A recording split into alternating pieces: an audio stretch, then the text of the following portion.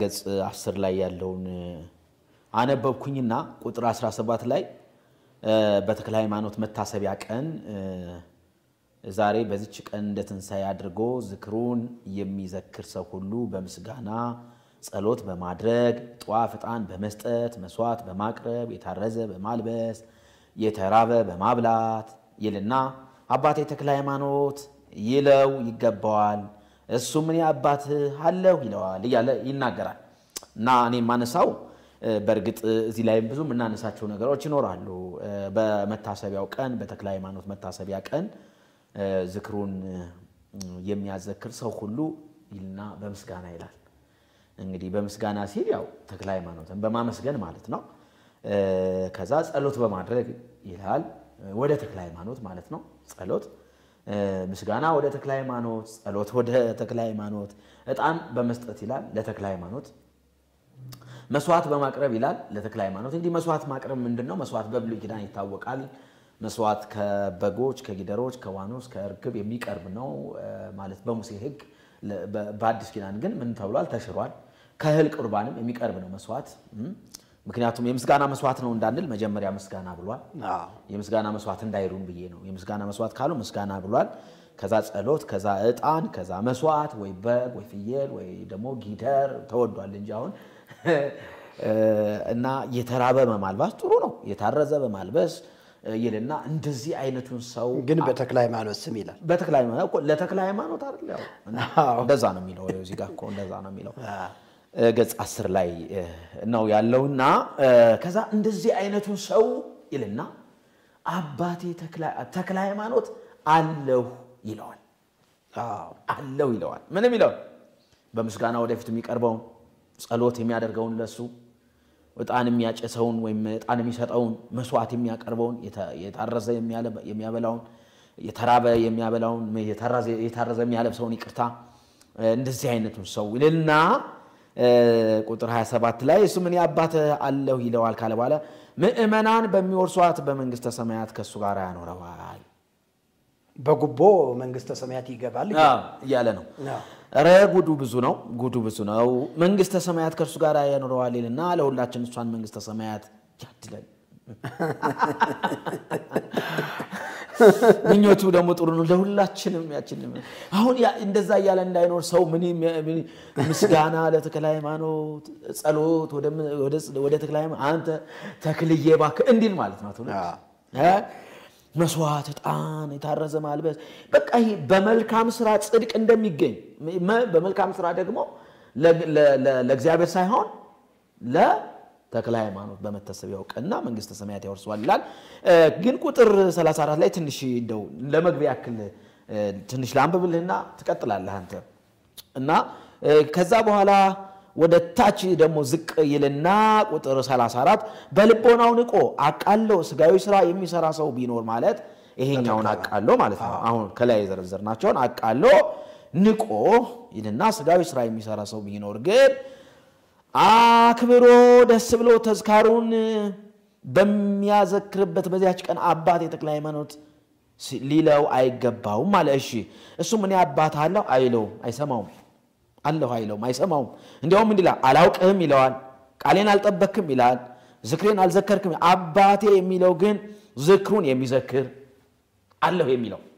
ተክልዬ አለውልህ የሚለው ዝክሩን ምን የሚል የሚዘክር ቃሉን ምን የሚል የሚጠብቅ ስሙን ምን የሚል የሚጠራ ከሱ ጋር የዘላለም ሕይወት ያገኛል ዝክሩን ያልዘከረ ቃሉን ያልጠበቀ ከርስቱ ከመንግስተ ሰማያት የተለየ ይሆናል እያለ የሞቱ ሰዎችን ነፍስ ሁሉ ክርስቲያን የሚባሉ ጻድቅ ማጥም ቢሆን የሞቱትም ከክቡር ከአባታችን ደግሞ በጣም ያስፈራራቸዋል ዘብ ጠባቂ ነው አዎ አባታችን ተክለ ሃይማኖት ጋር ሳይደርስ ወደ መንግስተ ሰማያት አይገባም በር ላይ ነው አዎ በር ጠባቂ ስለሆነ ዘበኛ የመንግስተ ሰማያት ዘበኛ ጥበቃ ሚኒስትር ነው ዘበኛ እና ቁጥር 51 ላይ እቺ ነፍስ ፈጥና ሄዳ ከአባቷ ከተክለ ሃይማኖት አጠገብ ትቀመጣለች እያለ ይቀጥላል እንግዲህ አሁን እንደው ይሄ ነገር እንዴት ነው የሚታየው ነው የኔ ጥያቄ እስኪ ቀጥል እስኪ ያው እንደው ምንድነው ማላውቀው ቢሆን ይሰቀጥጠኝ ነበር ሰቅጥጦኝ ወጥቶልኛል እንደ ኩፍኝ ግን የሚሰሙት አሁን ስታነበው በተለይ አማኞች በቃ ይታመማሉ ውይ ይያሉ አረ እንዲያው ምህረት አድርግ ይሉ ይሆናል እያጁ ማለት ነውና እኔ ያው ተክለ ሃይማኖት ቤተ እምነት ማገልጋይ ስለነበርኩ ቤተክርስቲያን አይደለውማ እዛ አገልጋይም ስለነበርኩኝ ሁሌ የምደግመው የግል ጸሎቴ ነው ማለት ይችላል እና የተክለ ሃይማኖትን አሁን የምታነበውን በአጠቃላይ አቀዋለሁ ዚቁንም አቀዋለሁ መልኩንም አቀዋለሁ ብቻ በተክለ ሃይማኖት ስም የተጻፉ መጽሐፍቶች በአጠቃላይ በደንብ አቃቸዋለሁ እና እንዴው የተክለ ሃይማኖትን ገድሉን ከማየታችን በፊት ከስሙ ብንነሳ ከተወለደበት ለት ጀምሮ ያለውን ነገር ብናይ በጣም መልካም ነው ብዬ አስባለሁ ለአድማጮቻችን ስለሚጠቅማቸውና ተክለ ሃይማኖት ማለት ወደ ትርጓሜ ሲመጣ የሃይማኖት ተክል ማለት ነው እና ባንድምታ ደግሞ ሲተረጉሙት ተክለ አብ ተክለ ወልድ ተክለ መንፈስ ቅዱስ ተመልከት የአብ ተክል የወልድ ተክል የመንፈስ ቅዱስ ተክል እኔ እንዲያው ይሄ ተቀይሮ እንዲያው የሰይጣን ተክል ለምን አይባልም ነው ማለት እውነቴን ነው እውነት ይቅርታ ይደረግልኝና እኔ የነቀፍኩት ነው መናገረው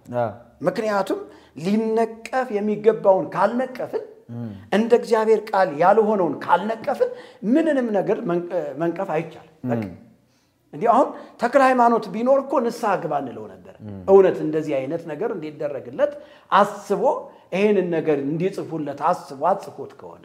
እኔ እንዲያው ተክለ ሃይማኖት የሚባል ሰው ራሱ እንዲያው አለ ይላሉ በታሪክ ብዙ ሰዎች በቤተክርስቲያን ታሪክ ባይታወቅም እንደ ኢትዮጵያ ቤተክርስቲያን እንደ ኢትዮጵያ እንዲያው እንዳሁኗ ቤተክርስቲያን ተክለ ሃይማኖት የሚባል ሰው አለ አንዳንድ ሊቃውንቶች ፖለቲከኛ ነበር አንዳንድ ሊቃውንቶች ጠንቋይ ነበር አንዳንድ ሊቃውንቶች ደግሞ ጻድቅ ነበር የሚል በጣም የተወዘጋገበ አመለካከት ያላቸው ሶስት አይነት ሰዎች በቤተክርስቲያን ውስጥ አሉ ሶስት አይነት ሰዎች በሸዋ አካባቢ ያሉ ሰዎች ተክለ ሃይማኖት አባታችን ነው ጻድቅ ነው 7 ባቄላ 7 አመት ሙሉ በልቶ በአንድ እግሩ ቆሞ የጸለየ መከራችን ሊያሳየን እኮ ነው ያን ጨምረው ስለዚህ በቃ ተክለ ሃይማኖት በጣም ከክርስቶስ በላይ የሚከበር የዘላለም ሕይወት ሰጪ የዘላለም አዳኝ የኃጢአት ስርየትን የሚሰጥ እንዲው በጣም ያልተባለ የለም ስለ ተክለ ሃይማኖት ይሄ የሸዋዎች ሊቃውንት አመለካከት ነው ወደዛ ወደ ሰሜን ደግሞ ወደ ትግራይ ይዘህ ወደ ኮምቦልቻ ይዘህ ወደ ላሊበላ አካባቢ ደግሞ ስትሄድ አይ ነው ትክክለኛው ታሪክ እኮ የተክለ ሃይማኖት የሸዋዎች የጻፉት ገድል አይደለም ምንድነው ስንል ፖለቲከኛ ነው የሸዋን መንግስት ለማቋቋም የተጋደለ እግሩን ያጣ በጥይት ተመቶ እግሩን ያጣ የጎጃም ፋኖች ናቸው በዛ በኩል መጥተው የመጡት የሚል ደግሞ እንትን ያስነብባል በብራና ተጽፎ ያስነብባል ገድሉን እውነቴን እኮ ነው አያባለዛ ስለዚህ ተክለ ሃይማኖት እንደዚህ አይነት ሰው ነው ይላል አሁን ደግሞ ጎጃም ደግሞ ይሄ ቅባት የሚባል ደግሞ ሊቃውንት አለ ይሄ ቅባት ተቀባት የሚሉ በነገራችን ላይ ኦርቶዶክስ ተዋህዶም ቅባትም አለ ጸጋ የሚባል አለ ጸጋ አለ ካራ አለ ወደፊት እንመጣበታለን እሺ እና የተለያዩ ደግሞ እኛንን ሊቆች የሚሉ ደግሞ አሉ እነሱ ጎጃም አካባቢ ምስራቅ ጎጃም ደግሞ አይ ተክለ ሃይማኖት እኮ ወንበዴ ነው ሽፍታ ነው ልክ አሁን ይሄ እነንተና ብለን የምንጠራቸውን እንተውና ከመንግስት አፈንግጠው ራሳቸውን ችለው ቢዋጉ ሰዎች አሉና ልክ እንደነዛ አይነት ሰው አፈንግጦ ልክ ይሄ ምን ብዬ እንደምገልጠው ባላቅም አድማጭ ተመልካቾቻችን ይገባቸዋልና እንደዚህ አይነት ሰው ነው ይላሉ ዝብሎ ከመንግስት አፈንግጦ ለመንግስት አልገዛም ብሎ ብቻ እንትኑን ይሄ መሳሪያ ለዛ ነው አንድ ሰው በቀሎ ሲሰርቅ ነው በምዝግዝ እግሩን የቆረጡት ያለኝ አንድ ጎጃም በጎጃም እንደዛ ነው ይታመን በጎጃም ሊቃውንቶች ዘንዳ ተክለ ሃይማኖት የሚታመነው በጣም ስር የሰደደ ታሪክ የሚጻፉለት ሰዎች እንደሚነግሩን ተክለ ሃይማኖት ሽፍታ ወንበዴ ለመንግስት የማይታዘዝ በራሱ መንገድ እየዘረፈ የቀማ የዛን ሰዓት ባንክ የለም እንጂ ባንክም ቢሆን ይዘርፍ ነበር እንዳውኑ ቢሆን ግን የዛን ሰዓት እንግዲህ የሚገኘው ሀብታም ሰው ከሆነ በቆሎ ነው ገብስ እሸት ነው ሌሎች ወዘተርፈ ናቸው ማር ነው ዝብሎ ጓሮ ለጓሮ እየሄደ ቀፎ የሚሰርቅ ሰፈር ለሰፈር እየሄደ ደፈቃ የሚባል አለ በሀገራችን ያን ስለዚህ እንዲህ አይነት ሰው ነው ይሏል እንግዲህ ሁሉንም ጠቅለል አድርገን የተክለ ሃይማኖትን ገድል ስንታቸው ወይም ዚቁን የዜማውን መጽሐፍ አምልኮ የሚፈጸምበትን መጽሐፍ ቅዱሳዊ የሆነ የስተት ትምህርት ስንታቸው እግዚአብሔር የማያውቀው ያጋንንት ትምህርት ነው ለምን ካልከኝ በተክለ ሃይማኖት ዝክር ወይም ደግሞ በተክለ ሃይማኖት ስም የተለያዩ ስጦታዎችን የሰጠ ነው የሚለው እጣን ዘይት ደሞ ይሄ ምንድነው የሚባለው ይሄ እጧፍ ዝክር ቅድም ያነበረው ማለት የሰጠ ከዛሳ የዘላለም ሕይወት አለው ነው የሚለው እንግዲህ የዘላለም ሕይወት አለው ሲል የዘላለም ሕይወት ደግሞ በክርስቶስ ኢየሱስ ነው ይላል መጽሐፍ ቅዱስ የማያውቀው ራሱን በመለኮት ስፍራ ተክቶ ራሱን መለኮት ነኝ ብሎ ለሕዝቡ የተናገረ ነው ይሄ ገድል ማለት ነው ምክንያቱም ራሱ መለኮት ነው ይያለ ነው ራሱ አዳይ ነው ምክንያቱም የማዳን ስራ እግዚአብሔር ስለሆነ የማዳን ጉዳይ የዘላለም ሕይወት ጉዳይ የክርስቶስ ነው እንጂ የተክለ ሃይማኖት አይደለም ስለዚህ ገድሉ ደግሞ እየነገረን ያለ የተክለ ሃይማኖት ነው ይያለን ነው ሌላው ከትውልዱ ከልደቱ ጊዜ ጀምሮ ሸዋዎች የፈለሰፉትን ፍልስፍና በዚቅ በመጽሐፈ ዚቅ ታሐሳስ ተክለ ሃይማኖት ዜማ የምናዜምበት ጽናጽል መቋሚያ ወረብ የምናቀርብበት የዜማ መጽሐፍ እንደዚህ ይላል በእንተ ልደቱ ለተክለ ሃይማኖት አድባር ኮኑ ህብስተ ሕይወት ወእፀ ወገዳምኒ ፈረይ ዋስካለ በረከት ማይ ባህርኒ ኮነ ታሊበ ወማአረ እግዚኦ ዚቁ ላይ ነው እንደዛ ነው በጣም የሚገርም ነገር ይሄ ወደ ትርጓሜ ሲመጣ ተክለ ሃይማኖት በተወለደ ዕለት ተራራዎች ሁሉ የሕይወት እንጀራ ሆኑ ይላል ጠቅላላ ጎጃም ጎንደር ምናምን እዚህ ኢትዮጵያ ውስጥ ያሉ ተራራዎች በአጠቃላይ የሕይወት እንጀራ ሆኑ ወእፀ ወገዳምኒ ፈረይ ዋስካለ በረከት የሚገርም ነው የበረሃ አበቦች እጽዋቶች በአጠቃላይ ይላል እነዚህ ወእፀ ወገዳምኒ ፈረዩ አስካለ በረከት ትልቅ የሆነ የበረከትን ፍሬ አፈሩ ይላል የበረከትን ፍሬ አፈሩ ማይ ባህርኒ ኮነ ታሊበ ወማአረ ውሃዎች ውቅያኖሶች በአጠቃላይ ወተትና ማር ሆኑ ይላል እንግዲህ የተወለደ ቀን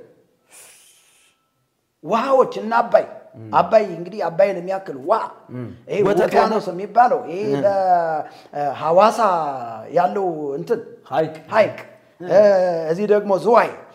በዚህ ጎጃም ያለው ደግሞ ጣና እነዚህ በአጠቃላይ ምን ሆኑ ይላል ማርና ወተት ሆኑ ይላል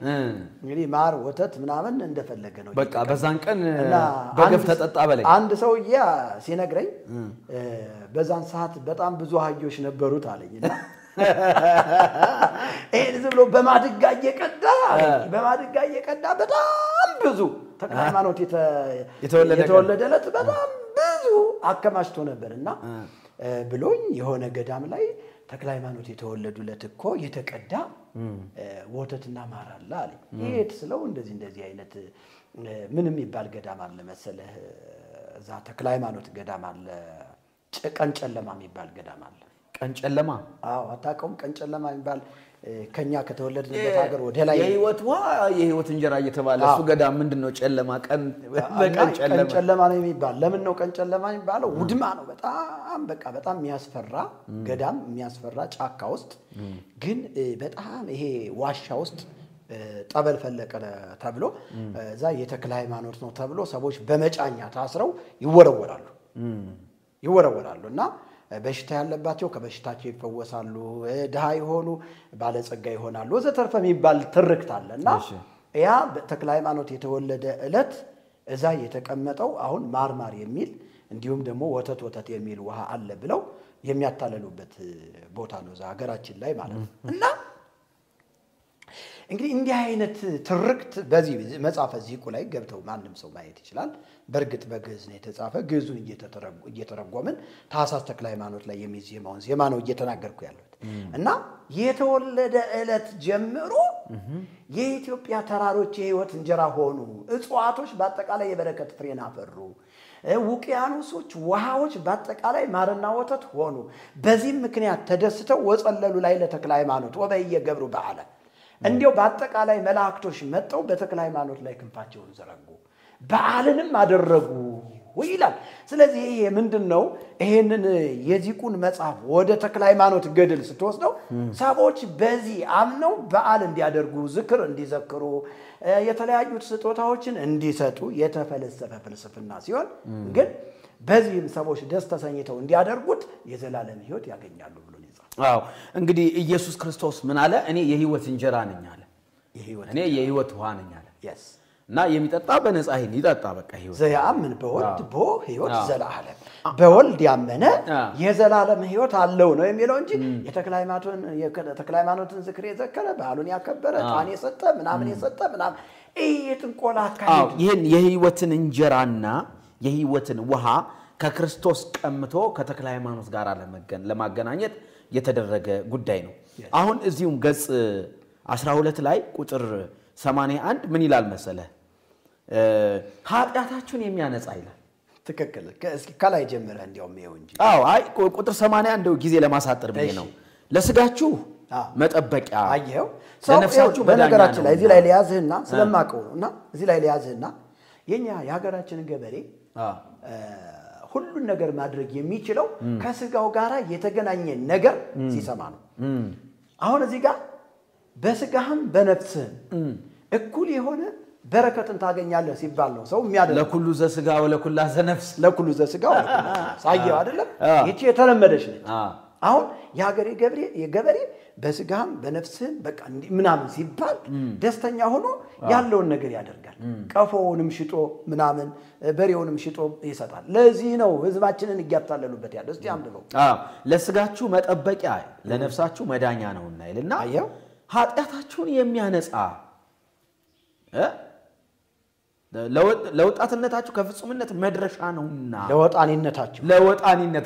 ምን ማለት ነው? ወጣኒ ጀምራችሁ ለመጨረስ ወጣኒ ማለት ጀማሪ ማለት ነው። ወጠነ ጀመረ። አሁን እዚህ ጋር አቀላቅለውት ነው የግዕዙን ወደ ግዕዙ በደንብ አልተረጎሙት። ለዛ አንዳንድ ትርጉሞች በጣም አዲስ ናቸው። ለጅማሪያችሁ ማለት ለኔ በጣም ይከብዱ ለጅማሪያችሁ ማለት ነው። ኃጢአታችሁን የሚያነጻ መጽሐፍ ቅዱስ የእግዚአብሔር ቃል አንደኛ ዮሐንስ መጽሐፍ ምዕራፍ 1 ቁጥር 7 ላይ ወደሙ ለኢየሱስ ክርስቶስ ያነጻን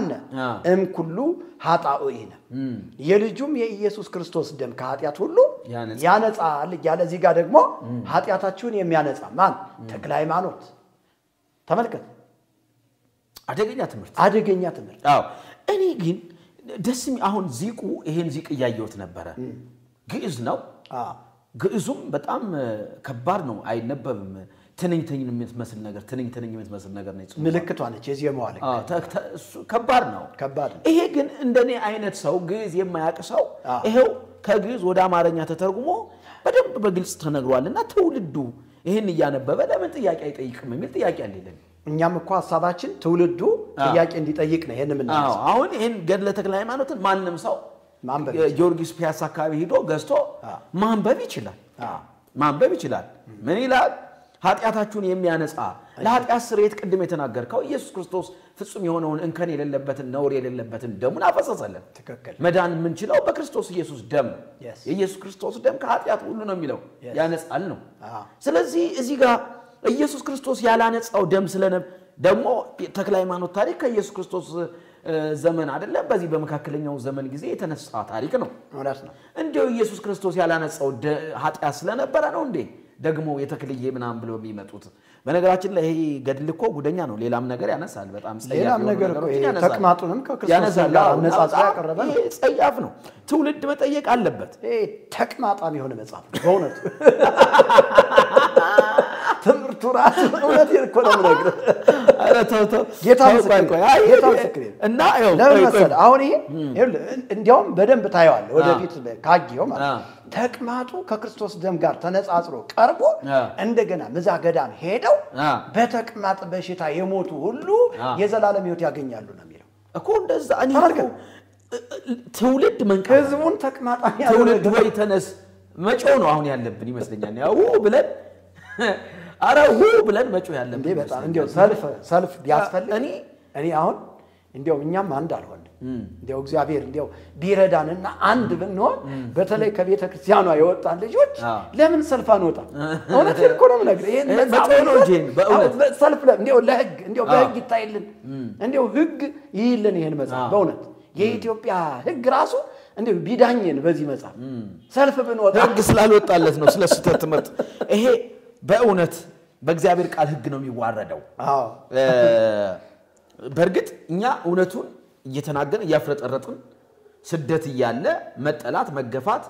መገደልም ይያለ ቀኑን ሙሉ ስላንተ እንገደላለን አይደል የሚለው መጽሐፍ እሱም ይያለ ደፍረን እናገራለን ምንም የሚያቆመው ህግ ስለሌለ እንደዚህ አይነቱ ትምህርት በትምህርት ነው መፍረስ ያለበት እውነት ነው ስለዚህ ትምህርቱ ምንድነው ኃጢያታችሁን የሚያነጻ የሚለው ተክለ ሃይማኖት ኃጢያትን ሊያነጻ አይችልም የሚል ትምህርት እያስተማርን ማፍረስ አለበት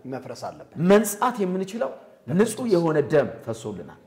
እንከን የሌለበት ደም ፈሶልናል እንዲያውም የገንዛ ደሙን ይዞ አይደል የሚለው በገንዛ ደም ወደ ቅድስት ገባ አይደል በቃ ላንዴና ለመጨረሻ የሚለው የጊደሮችን አይደለም ዮሐንሶችን አይደለም የበጎችን አይደለም የፍየሎችን አይደለም ኢየሱስ ክርስቶስ የራሱን ደም ይዞ በሰው ወዳልተሰራችው ድንኳን ገባ ነው የሚለው ኢየሱስ በትክክል ላንዴና ለመጨረሻ ስለዚህ ኢየሱስ ክርስቶስ ያፈሰሰው ደም የሚያረክስ የሚያንቋሽሽ ትምህርት ነው ቀጥሎ ምን ይላል መሰለ እሺ ታላቅ መጽሐፍ በገበያ ላይ ዋለ በማር የተለወሰ መርስ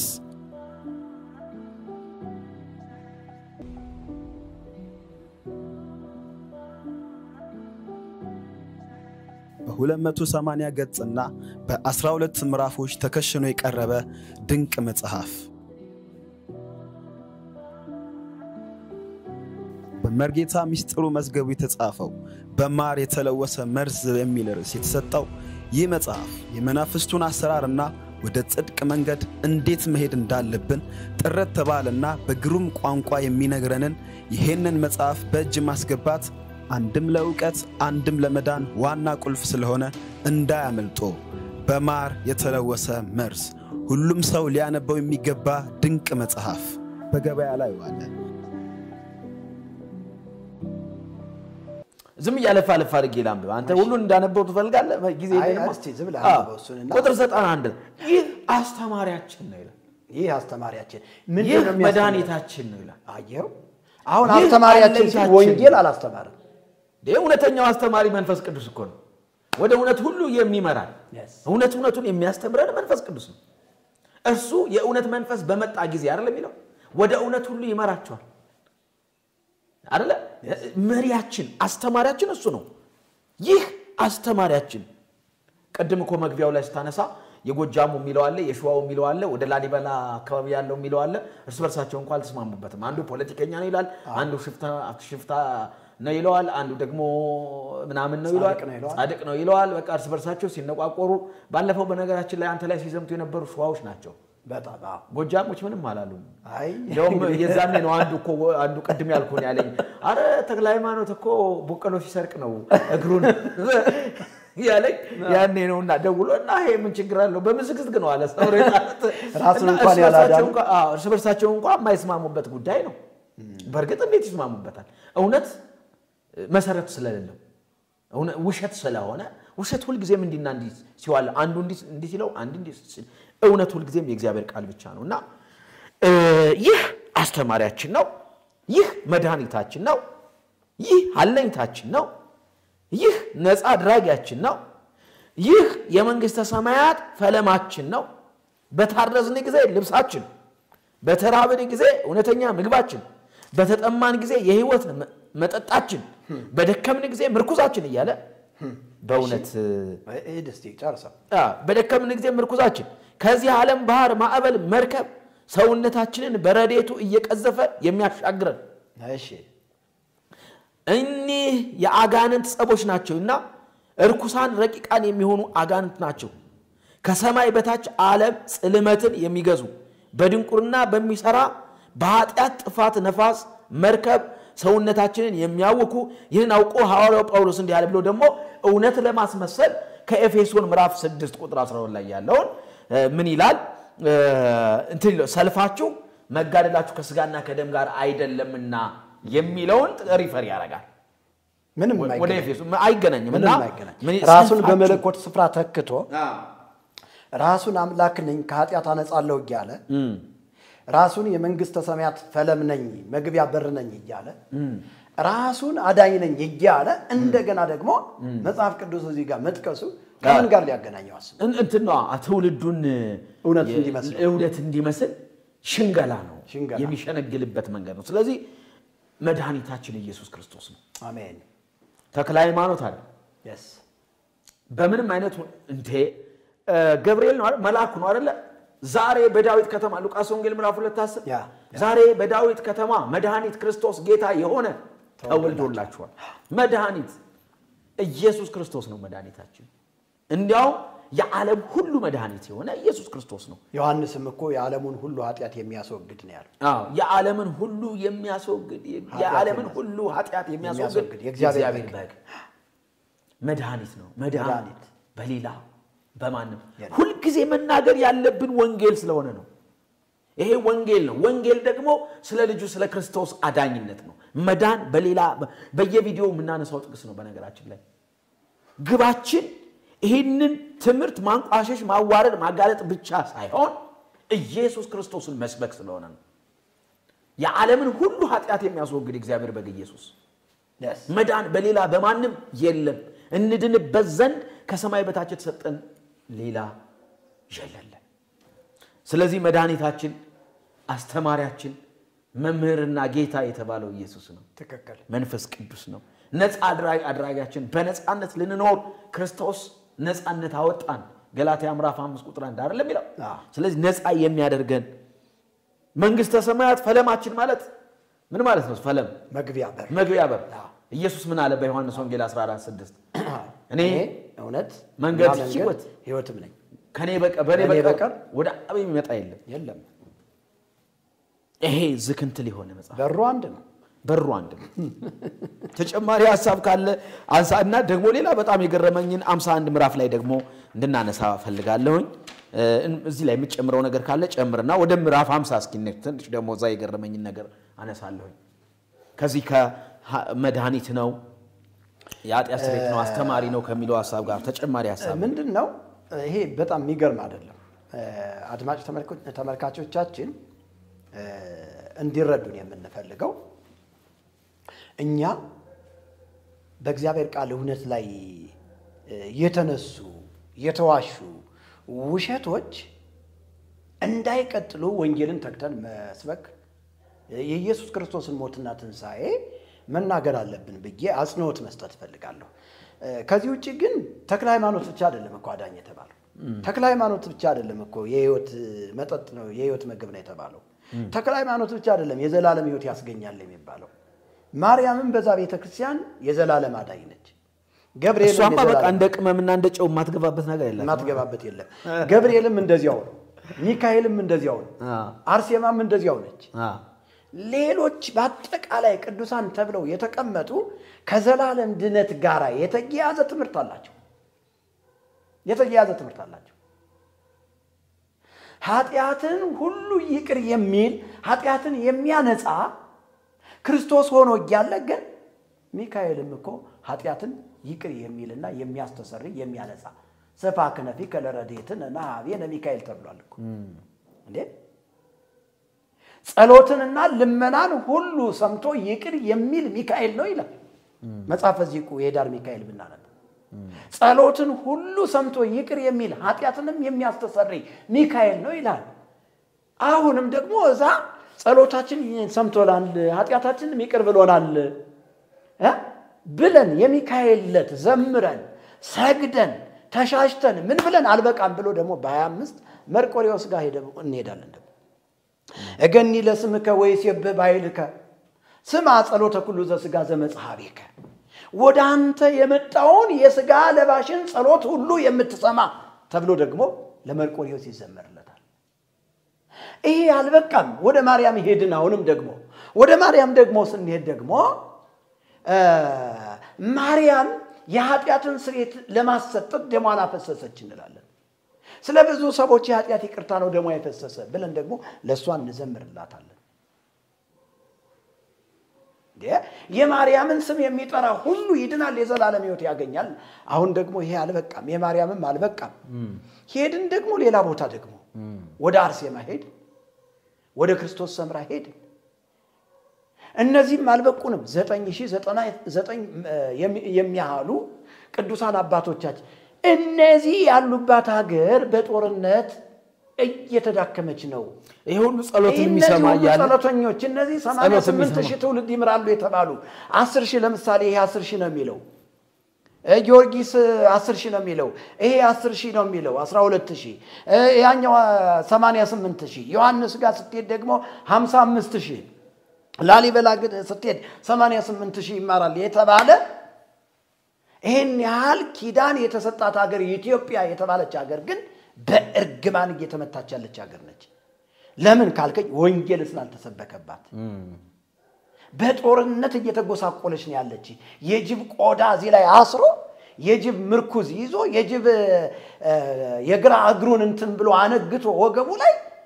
የሚያስበው ጦርነት ነው፣ የሚያስበው ጉስቁልና ነው። ምድሪቱ በዚህ ምክንያት ረፍት አጣለች፣ ተርባለች። ስለዚህ እንዲህ አይነት ግሳንግስ የሆኑ ኧረ እንዲያው ዝክረ ኒቅያ የኒቅያ መታሰቢያ ነው ብላችሁ የምታስቡና የምታምኑ ከሆነ እውነት እነዚህን ግሳንግስ የጥንቆላ መጽሐፍቶች ገድላቶችና ድርሳናቶች አንድ ላይ ሰብሰብ አድርጋችሁ በባለፈው መስቀል አደባባይ ላይ ነው ይቃጠል ብዬ ነበር። መስቀል አደባባይን እኮ እግዚአብሔር ይስጣቸው ጥሩ መሪዎችን እግዚአብሔር ሰጥቶን አጽድተውታል። እዛ የጸዳ ቦታ ላይ እንዴት ይቃጠላል? የደመራ ቦታ ስለሆነ ቆሬ ሰፈር ነው፣ እዚህ ቆሸ ሰፈር ነው። ሄዶ እውነት እንዲው እግዚአብሔር ምስክሬ ነው፣ እግዚአብሔር ምስክሬ ቆሸ ሰፈር ሰብሰብ አድርጎ ቤንዚን አርከፍክፎ ማቃጠል ነው አሁን የሚያስፈልገው። እኔ ይሄ ጥያቄ እስከሚመለስ ታስቀስፈንተው እኔ ራሱ ቀሳፊ መላኩኝበት